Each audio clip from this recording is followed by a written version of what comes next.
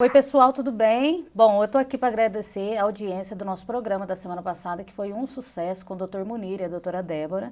E hoje, essa semana, novamente, antes de começar nosso programa Beleza Diária, eu quero deixar aqui meus agradecimentos. Bom, pessoal, eu agradeço a rede Maria Bonita de cabelos, e alongamentos, a linha Darlene Braga Hair. Eu agradeço ao Baronesa Supermercados, Super Vale Supermercados, Farmapulp em Carvalhópolis, porque chegamos agora, estamos com a nossa linha lá, e a rede Americanas em Poços de Caldas. Bom, pessoal, esse programa foi para falar de beleza, saúde, entretenimento, mas acabou levando para um outro segmento e o pessoal está adorando a quantidade de informação que nós estamos conseguindo trazer para cá, né? Sempre com grandes parceiros, hoje não poderia ser diferente, eu estou aqui com o Dr. Munir e ele veio falar do tema do mês, que é o Setembro Amarelo.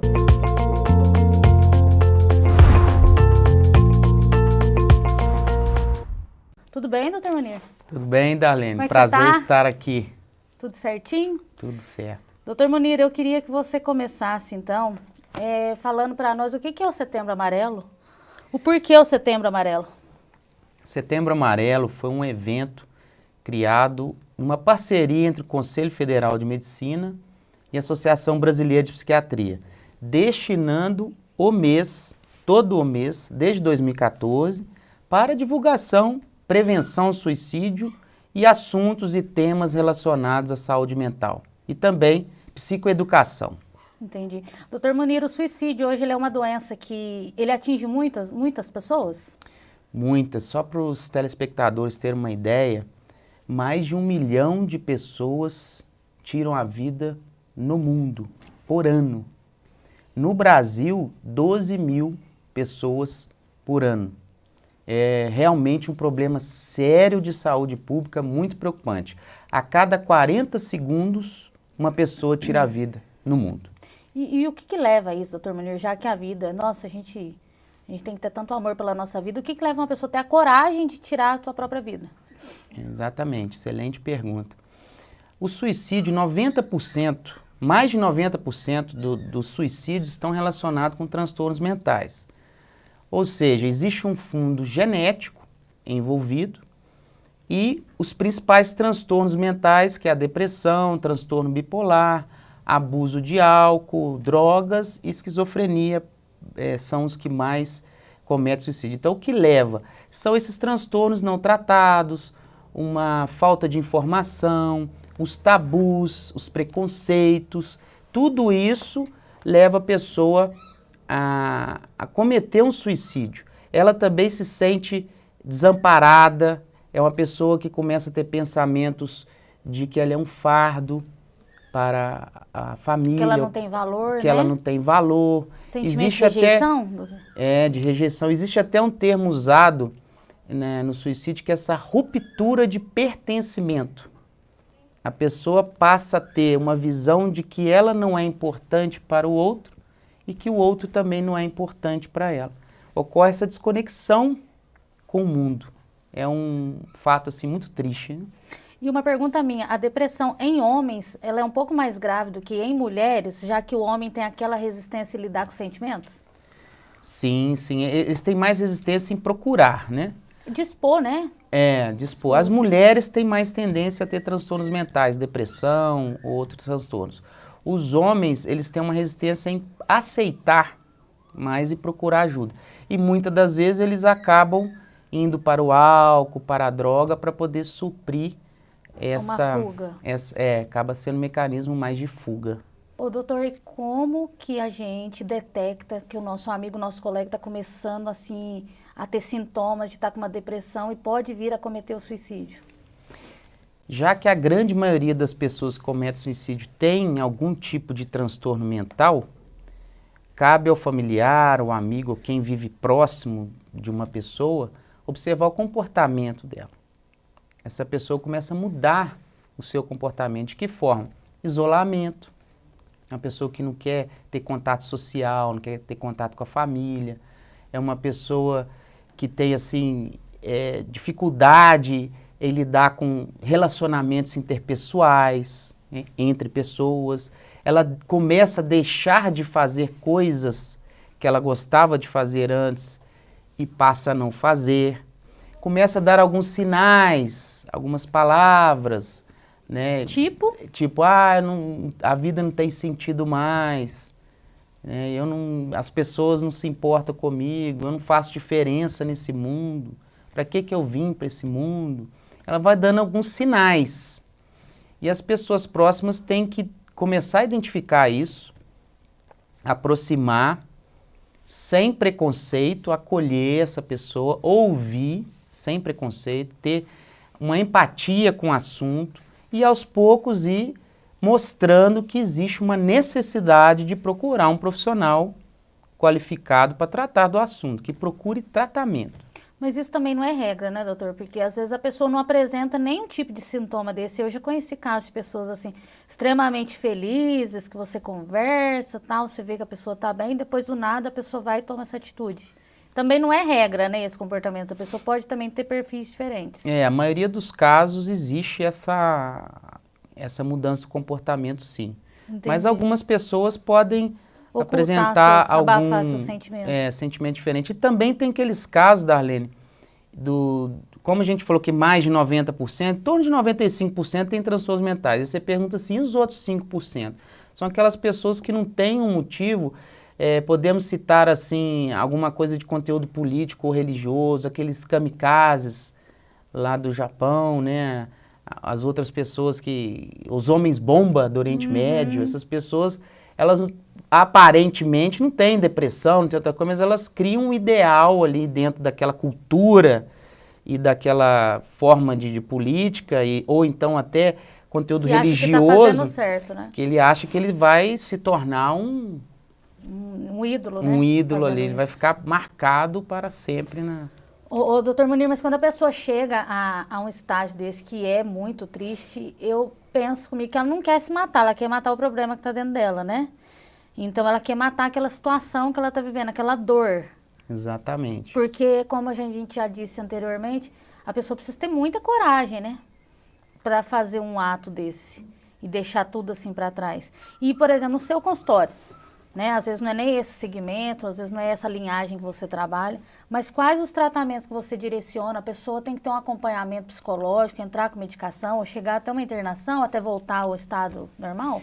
Sim, lá a gente pega as seguintes situações. Ou o paciente foi já ao pronto-socorro com uma tentativa, e lá foi feito o primeiro atendimento, e ele vem após esse atendimento. Então, eu já sei que é um paciente que... Propenso a fazer isso. Propenso, que já até tentou, né? Entendi. Aí esse tratamento já é um acolhimento rápido ali, né, de conscientização, medicação, orientação à família com relação após sair o consultório. Ficar de olho. Ficar de olho, o medicamento ele tem que ficar com o familiar, né, fontes de possível suicídio, né, de possíveis objetos ser retirado da casa, acompanhado ao psicólogo. E casos em que o próprio paciente relata. Ou ele relata que tem vontade de cometer, ou na nossa anamnese, ali nas perguntas, a gente vai percebendo pela experiência e a gente faz uma pergunta, às vezes nem tão direta, né? Você tem planos para o futuro? Pra saber. Você gosta da vida? A gente deve evitar essa pergunta muito direta, né? Você quer suicidar? Isso não é uma pergunta adequada a se fazer. São perguntas indiretas, né, que a gente vai... E a pessoa com a resposta você já consegue detectar. E ali a gente vai entrando, né, numa conversa e mostrando para a pessoa e levando motivação, mostrando a importância do tratamento e também animando, né, dizendo a todos que todas essas mortes podem ser evitadas. Como? E como evitar? O principal papel é o papel da sociedade, o papel da mídia e a psicoeducação. O que é a psicoeducação? Mostrar temas, levar conhecimento à população sobre transtornos mentais, diminuir o preconceito e a psicofobia, que é essa questão desse preconceito mesmo contra o paciente que tem o transtorno mental e com um profissional também. Ai, muito Psiquiatra triste, né, é médico de louco. Nós temos que... Estamos no século XXI. Né? Nós devemos encarar isso com muita naturalidade, entender que o cérebro é um órgão como outro qualquer. Então, se você adoece do coração, do estômago, seja lá o que for, o cérebro não é diferente. E todo mundo deveria estar com a terapia em dia, né, doutor? As coisas seriam mais fáceis, né, para lidar com o próximo, né? Parar com esses jargões. Melhora a sua depressão, vai tomar uma cerveja, vai... Então, mas você tocou num ponto. As pessoas ainda têm muito... Nossa, elas são muito grosseiras com as outras, não tem empatia. Às vezes fala depressão, fala assim, você tá sem serviço? Vai arrumar um tanque para lavar roupa, não escuta isso? Exatamente. Isso aí, às vezes, a pessoa, ela se machuca mais ainda, porque é uma dor da alma, né? Com certeza, isso agrava a doença, né? Frases que não devem ser ditas ao Mas que ao são deprimido, faladas, né, doutor? que são faladas. E fala para mim agora, tem uma idade que atinge mais? Adolescentes praticam mais suicídios ou não, meia idade, ou pessoas mais velhas, ou não tem um estudo? Tem um estudo. Atualmente os extremos estão muito comuns. Jovens, 15 a 24 anos, e idosos. Idosos? Idosos. Os jovens, por esse vazio existencial que eles estão tendo atualmente, aí, uma vida muito focada em internet, em bens materiais, às vezes a falta de presença dos pais em casa. Faltando amor. Faltando amor, empatia. Essa questão da família em si, né? A família hoje está muito desestruturada, as famílias, né? Estão muito em crise essa questão de valores. Entendi. E os pais muitas vezes querem suprir a necessidade do filho com um presente, com alguma coisa. E os idosos, por uma questão de, por exemplo, a pessoa que chega com 90 anos, 85 anos, quantas pessoas ela já viu morrer? Então são muitas perdas. Solidão, doenças crônicas, dores crônicas, tem idosos que sofrem de muitas dores. Então você imagina você ter dor o dia inteiro e não ter remédio que passa e vendo as pessoas queridas que já se foram, e a pessoa começa a entrar num processo de falta de sentido para a vida, né? Sobre os adolescentes, o que você me fala? Os adolescentes, além do que eu disse no programa anterior, existe neles uma dificuldade de ser mais resiliente, lidar com problemas. Essa base emocional, ela não foi bem criada, não está sendo bem criada. E as políticas públicas e as escolas estão, a meu ver, ainda engatinhando com relação a isso. As escolas teriam que ter uma estrutura melhor da psicoeducação, que eu falei, ter ali psicólogos, né? Os pais também serem informados, reuniões, dinâmicas de grupo, tudo isso ia favorecer muito o adolescente, além de um encaminhamento, um direcionamento para a vocação dele, do talento, né? Que é um dos temas até que a gente aborda bastante, tem um programa relacionado a isso, e isso facilita para que o jovem já comece a trilhar o seu caminho com sentido. Porque quando não temos um sentido para viver, quando não temos um projeto de vida, um propósito, uma motivação, vem esse vazio. Por isso que em muitas fases da vida as pessoas cometem suicídio em fases diferentes da vida, porque tem a fase que você está começando a vida. Então é aquela angústia, aquela ansiedade para escolher uma profissão e tal. São as pressões da vida. Depois casamento. Né? Casamento ele tem as suas nuances aí, tem os seus percalços, né? Separações é outra situação difícil que a pessoa tem que lidar. Se a pessoa tem algum problema com álcool, se a pessoa perde, já está numa determinada idade mais avançada, perde o esposo ou perde a esposa. Então são fases, muitas das vezes, que se tivermos preparados, mais resilientes, mais focados no autoconhecimento, nós vamos ter mais recursos para sobreviver a essas tempestades da vida. Entendi. Doutor Munir, agora é o seguinte, a sua opinião, até que ponto influencia a parte espiritual nesse tipo de assunto nosso? Tem um papel bem relevante. Tem um estudo de uma revista médica muito séria, da Lancet, 2016, que lá fala de fatores protetores de suicídio. Por exemplo, ter uma criança para cuidar, era um deles, ter conexões sociais,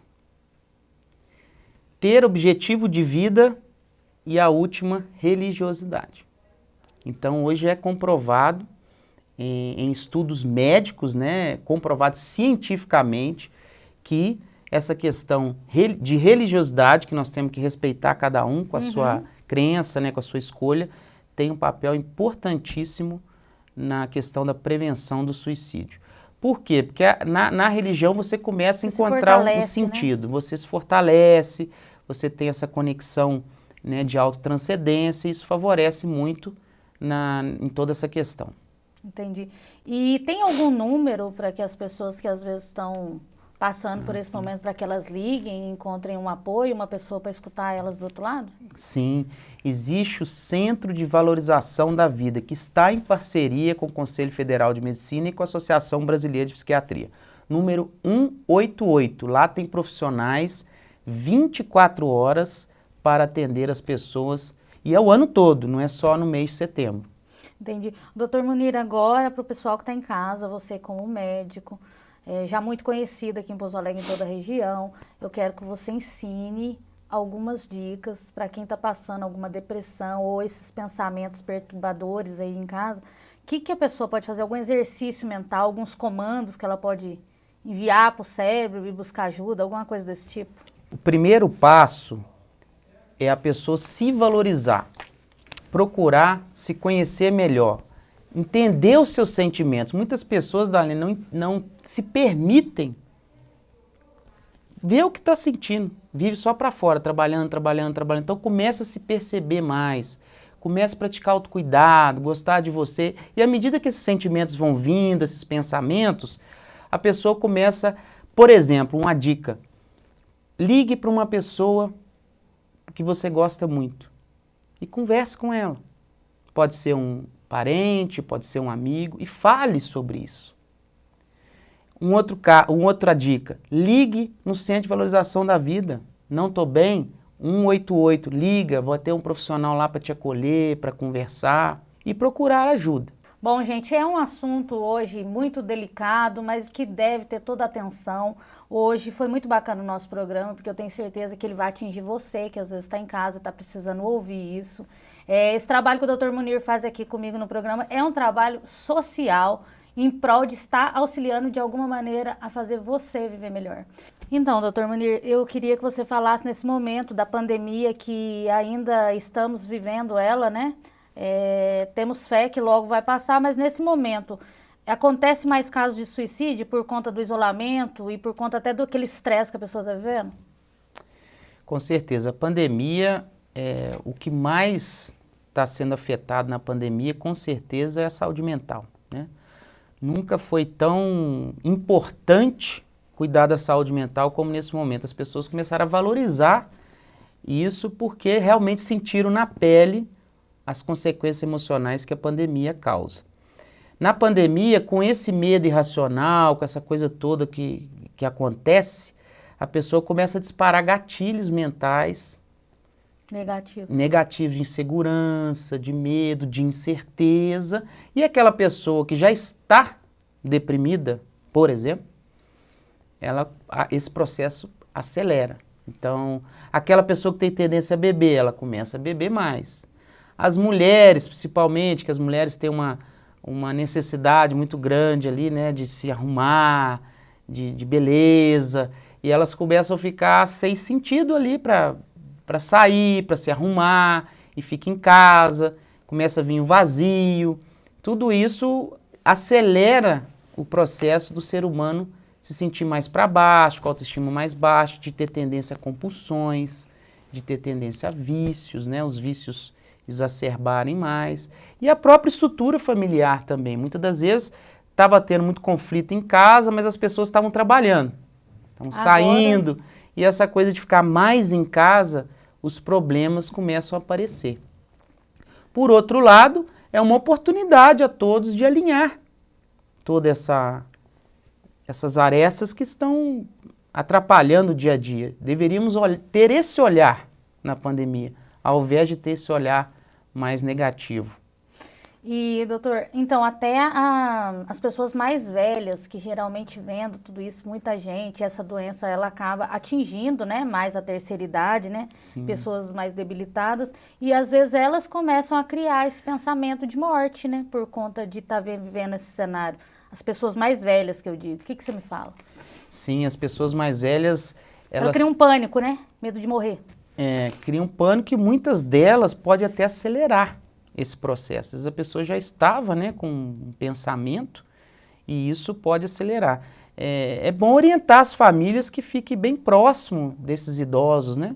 Bem próximo, aproximar deles, ver como que está o ambiente no dia a dia, se estão sendo bem cuidados, se estão tendo alguma manifestação de sintomas, né? Entendi. Doutor Munir, agora eu quero que você deixe uma mensagem de paz, de luz para o pessoal, porque você é um excelente profissional, mas também sei que você é um homem muito cheio de fé, né? Então eu queria que você deixasse uma mensagem positiva, de acalento para as pessoas que estão em casa. O que a gente diz é o seguinte: procure se valorizar, procure se cuidar, pratique o autocuidado, se valorize, procure entender que você é importante na vida das pessoas. Todos nós temos um papel na sociedade e esse papel atinge diversas pessoas e atuar nesse papel é que nos dá um sentido da vida. Não se envergonhe, caso tenha algum problema, não se envergonhe, procure ajuda. Como eu disse, todas essas mortes podem ser evitadas.